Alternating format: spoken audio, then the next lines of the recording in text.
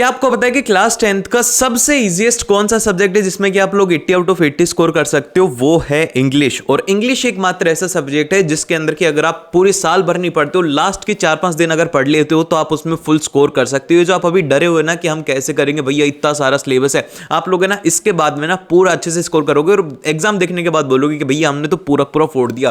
क्योंकि इंग्लिश के लिए आपको एक प्रॉपर स्ट्रेटेजी चाहिए कि भैया जो आखिरी के 4 दिन हैं इसमें हम कैसे सिलेबस को कंप्लीट करो, कैसे हम फुल मार्क्स स्कोर करें। क्योंकि अगर आपने ये जान लिया तो आप डेफिनेटली बहुत ही ज्यादा अच्छा स्कोर करने वाले हो। तो बिना टाइम वेस्ट के हम लोग सीधा स्टार्ट करते हैं। तो देखो, सबसे पहले आप लोग पढ़ते कैसे हो? मेजॉरिटी ऑफ जनता क्या कर रही है, सिर्फ और सिर्फ बिना किसी स्ट्रेटेजी की स्टडी करती जा रही है। उनका पढ़ने का तरीका है ही नहीं। और कुछ लोग जो हैं जो कि अपनी स्मार्ट स्ट्रेटेजी को फॉलो करते हैं। अब नॉर्मल पढ़ने का तरीका मैं आप लोगों को बताता हूं। आप लोग कैसे पढ़ते हो? सबसे पहले चैप्टर करना है। चैप्टर करने के लिए भैया कोई भी एक वन शॉट वीडियो देख लेंगे आप, फिर एक वीडियो समरी देख लेंगे, फिर उसके बाद में हम एनसीईआरटी कर लेंगे, फिर उसके बाद में हम पीवाईक्यूज कर लेंगे, फिर उसके बाद में हम क्वेश्चन बैंक कर लेंगे, फिर सैंपल क्वेश्चन पेपर कर लेंगे, फिर उसके बाद रिवीजन कर लेंगे। इस तरीके से हम हमारा सिलेबस कंप्लीट करेंगे। तो क्या तुम्हारे पास में इतना टाइम है कि तुम ये सब चीजें कर पाओगे कि भाई तुम एनसीईआरटी भी कर रहे हो, तुम प्रीवियस ईयर भी कर रहे हो, क्वेश्चन बैंक भी कर रहे हो, सैंपल पेपर भी कर रहे हो? क्या इतना टाइम है? तो इतना टाइम नहीं है। तो इसको क्या करना है, आपको इस तरीके से नहीं पढ़ना है इंग्लिश को।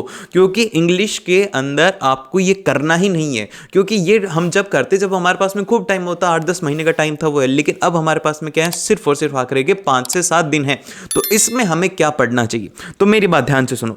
सबसे फर्स्ट तो इंग्लिश को समझो कि इंग्लिश के अंदर एग्जामिनर कहां से चीजें पूछता है। तो आपका जो इंग्लिश का 80 मार्क्स का पेपर है उसमें से जो 50% पोर्शन है 40 मार्क्स का, वो है आपका लिटरेचर का। तो सबसे फर्स्ट आपको फोकस करना है अपनी लिटरेचर के ऊपर। कोशिश ये करो कि आप लिटरेचर को जितना जल्दी हो सके उतना जल्दी उसे खत्म करें। फिर उसके बाद में नेक्स्ट आता है आपका रीडिंग वाला सेक्शन। रीडिंग का आपको जो रहेगा वो रहेगा 25% 20 मार्क्स। और इसी को ही स्टूडेंट सबसे ज्यादा इग्नोर करते हैं। भैया इसको ही नहीं पढ़ते, सोचते हैं कि यार रीडिंग तो एग्जाम में हो जाएगी। लेकिन reading section he one of the toughest, जो स्टूडेंट को लगता है ना एग्जाम में जाकर के बोलते हैं कि रीडिंग भैया इतनी ज्यादा टफ थी ना कि हमसे तो हुआ ही नहीं, हमारा पेपर कंप्लीट ही नहीं हो पाया। किसकी वजह से? रीडिंग सेक्शन की वजह से। क्योंकि रीडिंग सेक्शन की हम प्रैक्टिस ही नहीं करते। तो रीडिंग सेक्शन के ऊपर फोकस करना है क्योंकि 25% ऑफ द पेपर के अंदर आपका रीडिंग सेक्शन रहेगा। फिर जो बचा हुआ 12.5% है वो आपका ग्रामर और राइटिंग का रहेगा। तो सबसे मेन फोकस आपका रहना चाहिए सबसे पहले लिटरेचर के ऊपर, फिर जो सेकंड फोकस है वो रहना चाहिए आपका रीडिंग सेक्शन के ऊपर। ठीक है, अब इसके बाद में बात करते हैं कि आपको पढ़ना कैसे। भैया अब आप बोलोगे कि भैया इंग्लिश भी पढ़ना बताओगे, तो मेरी बात ध्यान से सुनो, बहुत ज्यादा इंपॉर्टेंट है। क्योंकि अब आपको है ना एनसीईआरटी को रीड नहीं करना है, आपको उसकी जगह पर करना है चैप्टर समरी को। ये नहीं कि आप एनसीईआरटी पढ़ रहे हो 3-4 घंटे, इसमें टाइम वेस्ट मत करो। आपको 15 से 20 मिनट के अंदर कोई भी चैप्टर की समरी यूट्यूब पर देख लो या फिर किसी भी एक रेफरेंस बुक से उसकी समरी ले लो। देन फिर उसके बाद में जो आपको करना है वो करने हैं एनसीईआरटी के जो पीछे वाले क्वेश्चन है वो सबसे ज्यादा इंपॉर्टेंट है। क्योंकि उन्हीं से कई बार क्वेश्चन एग्जाम में आते हैं और वैसे ही क्वेश्चन आपके एग्जाम में आएंगे। और उसमें आपको लॉन्ग आंसर टाइप के ऊपर ज्यादा फोकस रखना है। अब इसके बाद में हम लोग बात करते हैं क्वेश्चन प्रैक्टिस की। अब जब प्रैक्टिस की बात आती है ना, तो आपको एग्जाम से पहले एग्जाम जैसे फील देने के लिए मेरे पास में आप लोगों के लिए एक चीज है, वो है एजुकार्ट के प्रैक्टिस सेट। इसके अंदर आपको 8 सेट मिलेंगे, हर एक सब्जेक्ट के 2 सेट मिलेंगे। इसमें जो पेपर है वैसा ही होगा जैसा कि आपके बोर्ड एग्जाम के अंदर होता है। अगर आपको प्रॉपर बोर्ड एग्जाम वाली फील लेनी है तो ये आपको देगा। उसी के साथ में आपको जैसे ओएमआर मिलने वाली है एग्जाम में, वो ओएमआर आपको इसके साथ में मिलेगी। और आपको जैसे कि आंसर शीट जो है वो भी इसी तरीके की मिलेगी। आपको 2 आंसर शीट मिलेंगी हर एक सब्जेक्ट की। तो आप एग्जाम से पहले जाने से पहले एक बार लिख करके देख सकते हो कि आप एग्जाम के अंदर कैसा लिखोगे। और उसी के साथ में जैसी मार्किंग स्कीम होती है सीबीएसई की, वैसी मार्किंग स्कीम आपको इसके साथ में मिलेगी। और आपको सभी सब्जेक्ट की मिल जाएगा। इसका लिंक आपको डिस्क्रिप्शन मिल जाएगा, तो जरूर से एक बार चेकआउट कर लेना। हमें क्वेश्चंस की प्रैक्टिस कैसे करनी है, तो देखो ध्यान से सुनो मेरी बात।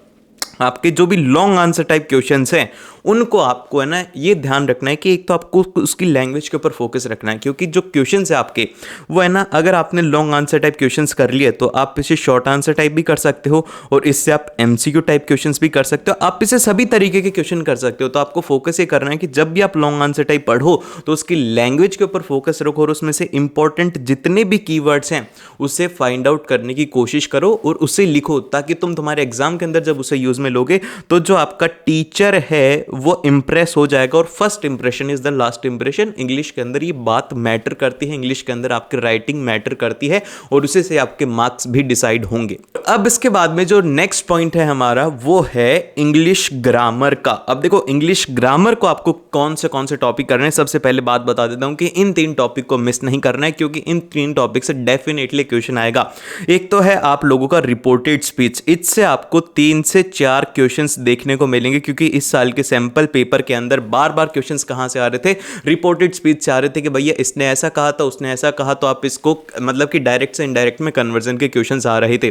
तो ये one of the most important है। फिर उसके बाद में एरर करेक्शन वाले जो क्वेश्चंस, अगर आपने बहुत कुछ नहीं पढ़ रखा है तो आप एटलीस्ट जो टेंसेस हैं और मॉडल्स, इन दोनों को पढ़ लोगे तो आप एरर और करेक्शन के क्वेश्चंस कर सकते हो। और अगर आपको प्रैक्टिस करनी है ग्रामर की, तो ग्रामर की प्रैक्टिस के लिए आपको PYQs जरूर से करने चाहिए। और आपको मैं एक पूरी ग्रामर की 1 शॉट वीडियो में मैंने बता रखा है, उसका लिंक आपको मैं नीचे डिस्क्रिप्शन में दे दूंगा, जहां से जाकर के आप लोग ग्रामर को कंप्लीट कर सकते हो। देखो ग्रामर के अंदर ज्यादा नहीं है, 10 मार्क्स की आएगी, उसके अंदर से आपके ये जो वेटेज है इनका इन 3 टॉपिक का मिलाकर के वो है 6 से 7 नंबर का, तो आप आराम से उसे कर सकते हो। ठीक है, तो ये बात आपको ध्यान रखनी है कि आपको इन 3 टॉपिक को किसी भी हाल में मिस नहीं करना है। फिर इसके बाद में जो आपकी राइटिंग है, राइटिंग के अंदर जैसे कि लेटर राइटिंग है, अब लेटर राइटिंग की मैंने एक शॉर्ट ट्रिक बता रखी है, आपको कुछ ऐसे लाइनें बता रखी हैं जिससे कि आपको एग्जाम के अंदर उसे क्या करना है, यहां से कॉपी करके पेस्ट करना है। कॉपी पेस्ट करके आपको एग्जाम के अंदर डेफिनेटली 5 में से एटलीस्ट, अगर आप फॉर्मेट भी सही लिखते हो तो 3 से 4 नंबर तो मिलेंगे, और अगर आपकी लैंग्वेज अच्छी होगी तो 5 में से 5 नंबर भी मिल जाएंगे। और उसी के साथ में इस साल का जो एनालिटिकल पैराग्राफ है, इसकी भी आपको जम करके प्रैक्टिस करनी है। एटलीस्ट आप 3 से 4 एनालिटिकल पैराग्राफ लिखोगे, अगेंस्ट में लिखोगे, उसके फेवर में लिखोगे, तो आपको उसको अंदाजा हो जाएगा। और ये कुछ भी अलग नहीं है, इनकी आपको राइटिंग के अंदर एटलीस्ट लेटर 2 लिख लो, एनालिटिकल पैराग्राफ 4 लिख लो, बस सफिशिएंट है। इसके बाद में आप एग्जाम में कर सकते हो। लेटर टू एडिटर आना कंफर्म है, लेटर राइटिंग के अंदर और मत पढ़ो, तो लेटर टू एडिटर को जरूर से ध्यान लगा करके पढ़ लेना। फिर इसके बाद में जो नेक्स्ट है वो है कुछ बोनस पॉइंट्स जो कि आप लोगों को एग्जाम में हेल्प करेगा। सबसे बड़ा क्वेश्चन से स्टूडेंट का ये होता है कि भैया हमें सेक्शन कौन सा अटेम्प्ट करना है, पहले रीडिंग करें, राइटिंग करें, लिटरेचर करें। तो इसका सॉल्यूशन मैं आपको देता हूँ। मैं क्या करता था, मैं जब स्टूडेंट था मैं लिटरेचर सेक्शन को पहले अटेम्प्ट करता था। अब जैसे कि होता क्या है, लिटरेचर को अटेम्प्ट करने के पीछे का रीज़न ये था क्योंकि यहाँ पर जो क्वेश्चन हैं वो हैं नोन, क्योंकि ये हमारी NCERT से आ रहे हैं, तो हम इन क्वेश्चन को जानते हैं कि क्वेश्चन कैसे हैं।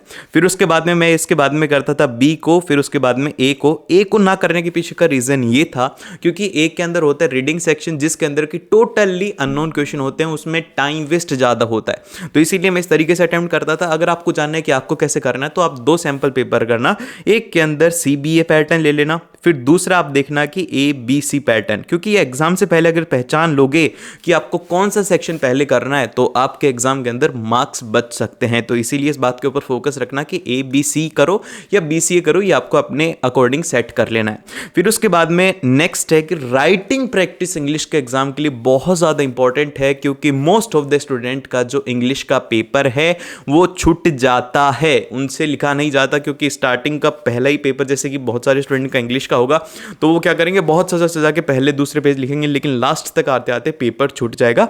इसीलिए writing practice very much important है। और उसी के साथ में कोशिश रखना कि आप अगर घर पे भी लिख रहे हो तो नीटनेस से आपको मेंटेन करके रखना है।